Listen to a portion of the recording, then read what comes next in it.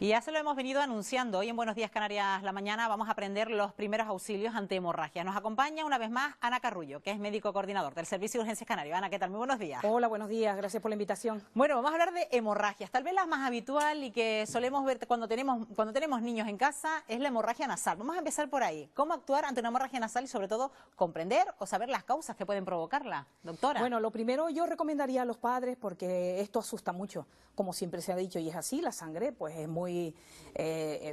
pues, si sale en gran cantidad, pues nos asusta. En cuanto a una hemorragia nasal, que se llama epístasis, no es una situación realmente casi nunca en un niño de gravedad, y en un adulto sano tampoco. A lo largo de nuestra vida nos puede ocurrir. ¿Cómo debemos actuar? En el caso de un niño, tenemos aquí un niño que ha sangrado por el modelo, nos sirve de niño pequeño, ha sangrado por la nariz. Habitualmente con una práctica muy fácil, que es simplemente comprimir las fosas nasales, en esta forma, ponemos nuestros dos dedos en forma de pinza. Esto suele funcionar en un niño. Si el niño continúa sangrando, podemos optar por poner una gasita, un algodón y taponar la fosa nasal que sangra. En un niño casi nunca, y en un adulto incluso no suele ser por ambas fosas nasales. Las causas, como bien preguntabas antes, pues son muchas. En un niño pues son muy sencillas, que la mucosa nasal esté seca, los capilares se rompen cuando nos sonamos la nariz, y en los niños es muy frecuente por la fragilidad capilar. Eso se supera ya con la edad. Y después ya estamos hablando de causas de sangrado por la nariz en un adulto, que puede ser desde una persona que tenga una rotura de un vaso importante, o en el caso de las personas anticoaguladas, que en ese caso sí que nos vamos a asustar un poco más, porque el sangrado puede ser aún mayor. Y por cierto, he visto que has cogido al niño, lo has puesto de una manera vertical. Cuando una persona sangra por la nariz, nunca hay que acostarlo, hay que incorporarlo. ¿De qué manera colocar la cabeza? Efectivamente, a eso iba. En el caso del niño, como bien has visto, yo lo he puesto, preferiblemente lo sentamos al niño. Si el sangrado persiste, vamos a poner a la persona sentada mejor, fundamentalmente que apoye los brazos y la frente en una mesa. Y al hacer eso, inclinado hacia adelante, mantenemos esa pinza en la nariz y ese sangrado va a ceder. Podemos optar por poner hielo envuelto en un pañito, lo colocamos en donde empieza la nariz y lo mantenemos de esa manera. Igual que en un adulto. Aquí tenemos un adulto, vamos a hacernos la idea que es una persona que está sangrando muchísimo por la nariz, la colocamos en esta posición, sentada sobre en la silla, por supuesto, apoyando la cabeza sobre la mesa. En esa forma, ese sangrado nasal pues va a ir hacia adelante y no nos va a obstruir la vía respiratoria. Es que teníamos por norma hacer antiguamente, perdona doctora, echar la cabeza hacia atrás. Y no, eso está contraindicado, ¿no? No es contraindicado. Realmente la práctica correcta es colocar a la persona inclinada hacia adelante, manteniendo los dedos en pinza. Y si ese sangrado no se va aún, si tenemos la posibilidad de poner hielo en la zona donde empieza la nariz, en la raíz nasal, en la pirámide nasal, pues optamos por coger una gasita, un algodoncito y colocarlo en la fosa nasal sangrante. Por supuesto que si este sangrado persiste, lo indicado es que acudamos a un centro sanitario, el más próximo. Si el sangrado va mucho más allá, nos veremos en la obligación, como siempre comentamos, de llamar a los servicios de emergencia, al Servicio de Urgencias Canario, a través del 112, y el médico que nos va a atender nos va a dar las indicaciones precisas para este caso.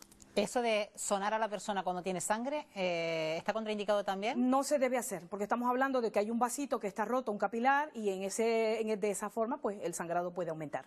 Simplemente será mantener esos dedos en pinza, como explicaba.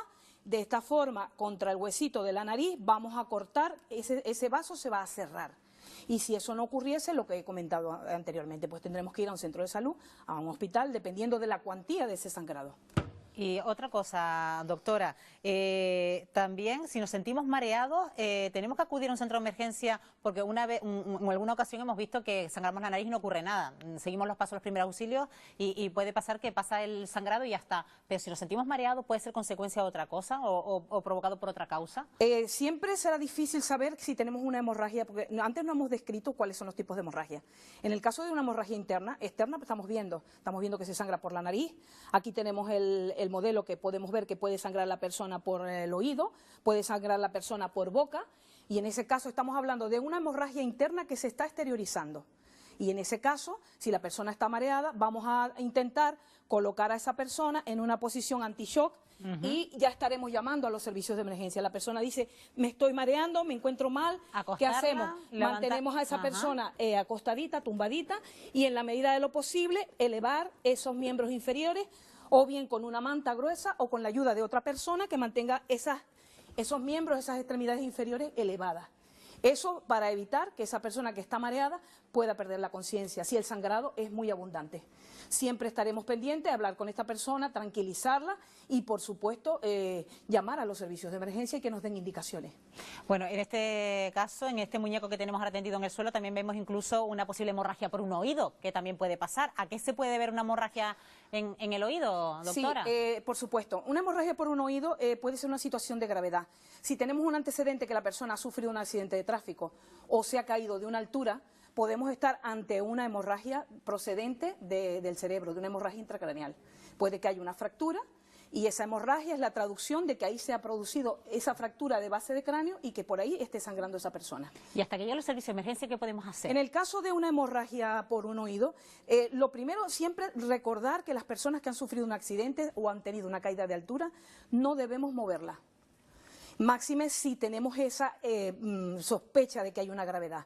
Y si la persona está inconsciente, siempre será, y ha tenido golpes y ha tenido una caída, tendremos que mantenerla en la posición que estaba. Si hay riesgo de que esa persona se asfixie, se ahogue con fluidos, con vómitos o con un sangrado en boca, pues tendremos que movilizar a esa persona en bloque y colocarla en posición lateral de seguridad del lado que sangra por el oído, etcétera. Pero esto debemos hacerlo con muchísimo cuidado, porque esto podemos provocar más lesiones si ha sufrido un accidente esa persona. Doctora, a ver si nos podemos colocar por aquel lado para ver también el muñeco, pero vamos a hablar de otro tipo de hemorragias que nos pueden surgir en cualquier extremidad. También sabemos que nos podemos caer, que podemos tener algún accidente, un corte, nos produce una hemorragia. ¿Hasta qué punto puede también ser grave esa hemorragia si cae la casualidad que nos cortamos o que llega una vena, por ejemplo, me imagino yo, doctora? Sí, ante una herida donde, pues, por un objeto punzante, una herida por un cuchillo, por arma blanca o por un objeto en el contexto de un accidente, pues vamos a intentar, en este caso, vamos a hacernos la idea, por aquí está sangrando esa persona y tenemos una herida grave. Esa herida grave, si no tenemos nada a mano, vamos a coger lo que tengamos a mano. Si estamos en un domicilio, pues bueno, ojalá todos tuviésemos a mano pues una compresa de gasa para colocar en el sitio de la herida del sangrado. Vamos a colocar ese paquete de gasas, de compresa de gasa, y lo vamos a mantener presionando la herida. De esta forma vamos a cortar el sangrado. Si el sangrado persiste y vemos que se está empapando ese paquete de gasa, vamos a colocar otro paquete encima sin retirar el previo. E intentaremos mantener ese miembro elevado, porque esto va a ayudar a que se corte ese sangrado. ¿De acuerdo? Entonces, ante una hemorragia grave, siempre taponar, comprimir la zona de la herida, sin retirar en ningún momento. Y si ya contamos con cualquier otro artilugio, como en este caso, una venda o así, esto ya es para nota, como digo yo. Y digo yo, si nos encontramos en la calle, ¿podremos colocar a lo mejor una prenda de ropa? Sí. Eso iba a decirte, en el caso de que no tengamos nada disponible como una venda. Siempre llamando a los servicios de emergencia, el médico que nos va a atender nos dará unas indicaciones. Si tenemos una gasa, como en este caso, mantenemos un poco la compresión y elevamos el miembro. Si no disponemos de este tipo de material, pues si tenemos a mano una sábana, una toalla limpia, la vamos a colocar en el lugar de la hemorragia. Siempre haciendo una compresión firme para que se corte el sangrado. Antes que nombrabas un arma blanca, se puede producir un corte por arma blanca y el arma queda clavada. ¿Hay que sacar el arma? No. ¿Hay que esperar que lleguen los servicios de emergencia? ¿Qué hay que hacer en el transcurso Muy bien la pregunta que me haces, porque esta pregunta es una duda que tiene mucha gente. Cuando hay un objeto enclavado, llámese arma blanca o puede ocurrir que un trozo de madera, lo que sea, se produce en ese momento hay una entrada a cualquier parte de nuestro cuerpo. El hecho de sacarlo puede favorecer que la hemorragia continúe y vaya a más. Entonces se recomienda dejar el objeto enclavado en el sitio de la herida y simplemente no mover a la persona, tranquilizarla y esperar que lleguen los servicios sanitarios. Bueno, pues tomamos esa nota. Y otra cosa muy importante, doctora, en el caso de una herida profunda, que vemos que tiene una profundidad, ¿tenemos que taponar la herida con gasas o con algo de tela para evitar que siga sangrando? Como hemos dicho, tal y como lo hicimos Porque puede ser un corte superficial, pero también puede ser un corte profundo. Un corte superficial que hay rotos los capilares, pues la sangre va a salir de forma persistente porque es la forma como sangra un capilar.